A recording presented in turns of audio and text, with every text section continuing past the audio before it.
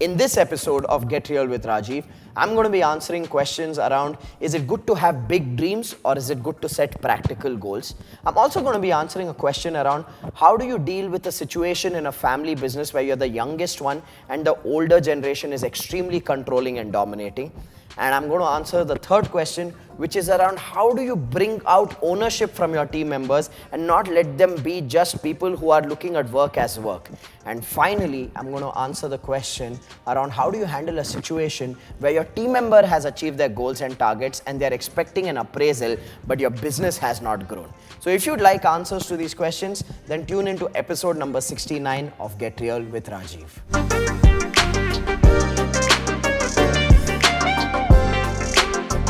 Hello everyone, welcome to episode number 69 of Get Real with Rajiv. Like every single week, I'm going to be answering 4 questions, and today Pawan is going to be the voice of your questions. So Pawan, what's the first question? We have Pooja asking, is it okay to have big dreams? From a motivation point of view, it sounds really cool. But when people have big dreams and they don't achieve them, isn't it devastating? Don't you feel it is better to have practical goals rather than big dreams? Well, Pooja, thank you for that question, and I really want you to understand that life is a journey, it's a process, and let me try to break this process down for you. Bigger your dreams, bigger your failures. Bigger your failures, bigger your learnings. Bigger your learnings, bigger your personal growth. And bigger your personal growth, bigger your results. So it's a journey of failing big so that you can learn more, so that you can be extremely capable, and so that you can produce an extraordinary level of results. And one has to be willing to go through that journey, Pooja. So I think life is actually a contradiction. It's a paradox. It's a balance of contradictions. At one level, should one have big dreams? Absolutely. You have the power of dreaming. You got to visualize a dream that is so crazy and so outrageous that everybody else laughs at it. And at the same time, you got to break it down into a practical next step, into that small step that you can take towards creating progress. So it's living the contradiction of having a big dream and turning it into a practical next step. It's living the contradiction of sticking to your convictions, believing in your dream, and also at times taking a step back and saying, hey, I got that one wrong. And I think people who can live in this contradiction are the ones who actually manifest those dreams into reality, and the rest who cannot live in these contradictions, they like you use the word, they feel devastated. So all I can say is, bigger the dreams, bigger the failures, bigger the learning, bigger the personal growth, bigger your capability, bigger your results. So enjoy that journey, Pooja. With that, let's move to the second question for this week. So Pawan, what's the second question? We have Vinay asking, I'm in a family business and I'm the youngest son. My father and my 2 older brothers are in the business. I've always felt like the second fiddle.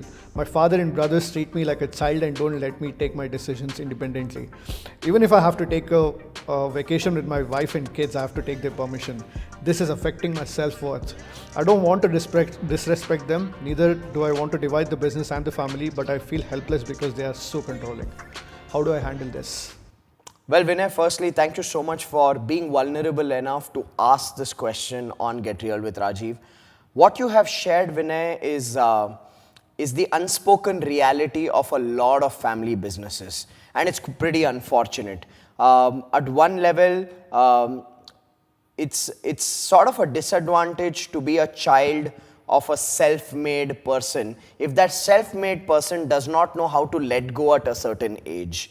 And unfortunately, in our culture, with all the connotations we have about treating your elders with respect, while I completely endorse that view that you need to treat your elders with respect, I feel somewhere there is a lack of awareness that generation of older people bring, and they end up controlling people within their family so much that their family starts pretending with them.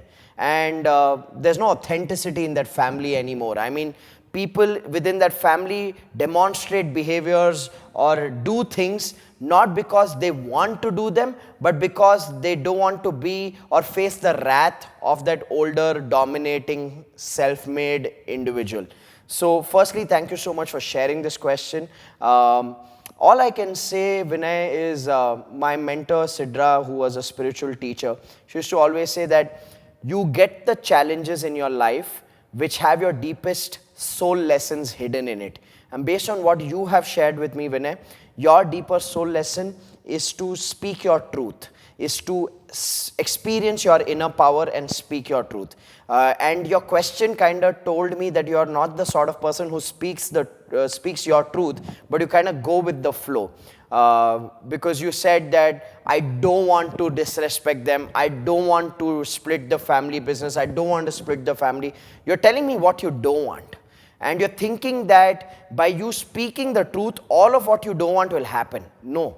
Speaking your truth means telling the other person respectfully about what you are feeling, what you are experiencing, and sharing your feelings and telling them what you want to be able to do by yourself. When you do that, you feel a sense of release. You feel a lot lighter. And I know for a fact that there are many people who don't speak their truth to their parents because they have this misplaced sense of, oh, if I'm speaking to them, then I'm back answering. Oh, if I'm speaking to them, then I'm fighting. Oh, or if I'm expressing myself, then I'm disrespecting them. No, you can still speak your truth being respectful. There is a way to do that. So you just need to be conscious and speak your truth and tell them what it's making you feel. And what you also want to share with them and probably teach them is there's a difference between care and control. In a lot of families, we've mixed up these two things. People look at controlling another person as taking care of them. Like I'm sure if you stood up for yourself and you told your older brothers or your father that, hey, listen, I want to make my own independent decisions, let me be, they would probably accuse you that you are not seeing their care, you are not understanding their concern, they want to protect you. And what you need to do is acknowledge saying that, hey, I understand you want to protect me, I understand you don't want me to make the wrong decisions in life, but let me grow, let me learn, let me fall, let me fail, but before that, let me try. So you need to distinguish for them the difference between care and control. People who truly care let you flourish, let you fail, and they stand by you. People who control always talk down on you. They tell you you can't do it, you're not good enough, you still don't have that maturity, you're too naive. They always kind of break your character down and make you lose confidence. And I'm not saying they're doing it intentionally. I'm not saying they're doing it because they hate you, but because they don't know how to show their care. So you got to teach them the difference between care and control. You got to teach them the difference between overpowering somebody and empowering someone. You need to tell them, empower me, let me live in my own true power and make my own decisions. Even if I get them wrong, what will happen? I'll lose some time, I'll lose some money, that is okay. But right now, I'm losing myself when I'm being overpowered. So you need to explain these things. Probably get them to watch this video. That may help. And you know, one of the things you said, that even to go for a vacation with your own wife and children, if you have to take permission, you really need to show them the impact of that on your family, on the way your spouse will perceive you, on the way your children will perceive you. They may be the most supportive. They may not judge you. They may be most supportive to you. But it's still not healthy. You want to be able to provide something to them. You are the head of that family at least. So I think you need to take your power back. And you can do this without dividing, without fighting, without blaming. You can do this with absolute respect when you speak your inner truth, Vinay. So I hope you find value in what I've said. I hope you take action on what I've said and probably make them watch this video so the message reaches them. With that, let's move to the third question for this week. So Pawan, what's the third question? Mohan is asking, learning and upskilling is a way of life for myself. My team, however, in your own words, is a very big comfort zone team and just wants to complete the tasks that are assigned to them. What should I do to ensure that they go beyond their comfort zone and start becoming contributors rather than just task managers? Well, Mohan, all I would say is that people treat work as work, or like they say in Hindi, kaam se kaam rakhna, in a very transactional way. People treat work as work when they are not connected to the workplace, when they are not connected to their boss, their leader, when they are not connected to other people at their workplace, when they are not connected to the work itself. So your first step, Mohan, is really to build that connection. And the simplest way for you to build that connection is to spend some time having conversations with people about their personal lives, their stories, their background, their personal goals, and sharing your personal life, your personal goals with them, because that's what helps in creating that connection. Now, connection is level one. The next level beyond connection is ownership.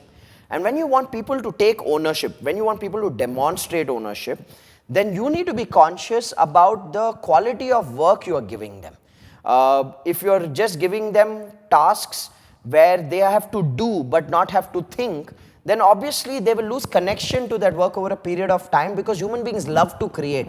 Human beings love to think. They love to ideate. They love to contribute.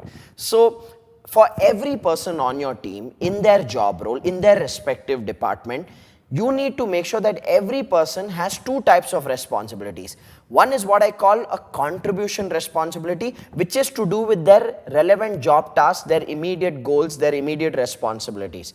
The other is called creation responsibilities, where you're throwing a creative challenge at them, you're throwing a business challenge at them, and you're pushing them to think, you're pushing them to ideate, you're pushing them to brainstorm, you're pushing them to create. So when you have the balance of contribution goals and creation goals for people, you will see that ownership coming out. But before that, you need to establish connection. Now, one of the things that I will shamelessly recommend to you is to explore attending my Business Space program, because here we have a step-by-step system on how do you create that connection, how do you create that ownership, how do you align your team to goals, and how do you actually build intrapreneurs. These are people who think like entrepreneurs and they are on your team. They take full ownership of your business. So if you'd like to explore how to do this in a step-by-step scientific manner, then just drop me a message and I will connect you to my team member, and you should attend the next Business Space program. With that, let's go to the fourth and final question for this week. So Pawan, what's the fourth and final question? We have Amrita asking, my team member has achieved his goals for the year and now his appraisal is due. My challenge is that the business has not grown. So how do I fulfill this expectation of my team member?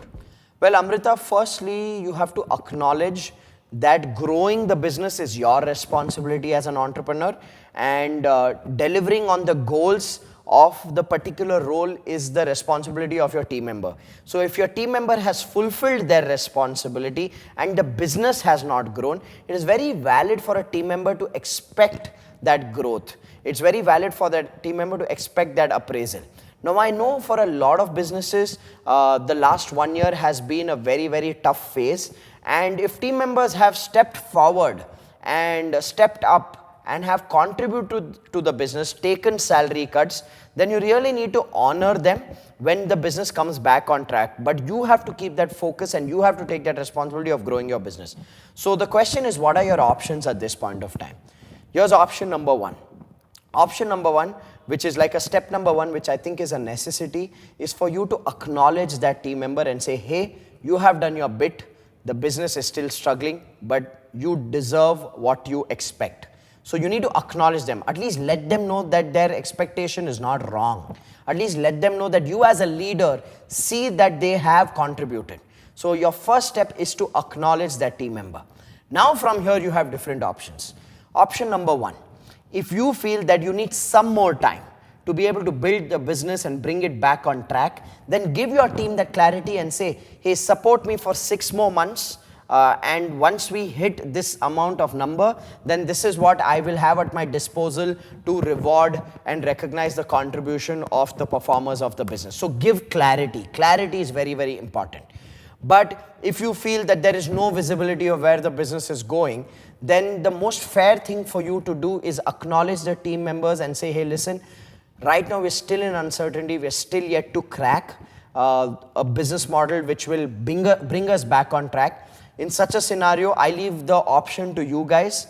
One, you stay, help me build a business with the trust in me that once we reach that tipping point, I will reward this contribution and loyalty that all of you have demonstrated. Or two, if you feel you don't want to waste your time and waste your career or take a bet on me as a leader and on this organization as a business, if you don't want to take a bet on it, then I'm happy for you to go out and find an opportunity that can reward you for your capabilities and your contribution.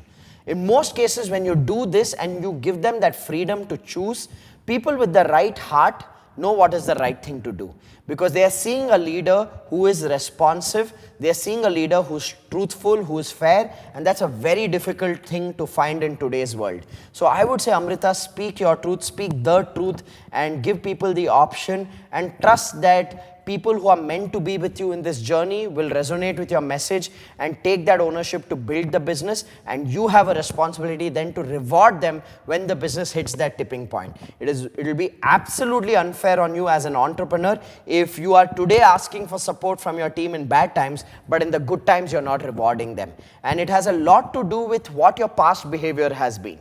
I know for a fact in my events business, we had to take a step back for our team, and everybody stood by because they've seen and experienced that in the past few years, we have always given them more than what they've expected. So it's also a lot to do with your past behavior. It's like what they say, what you've sown is what you are going to reap.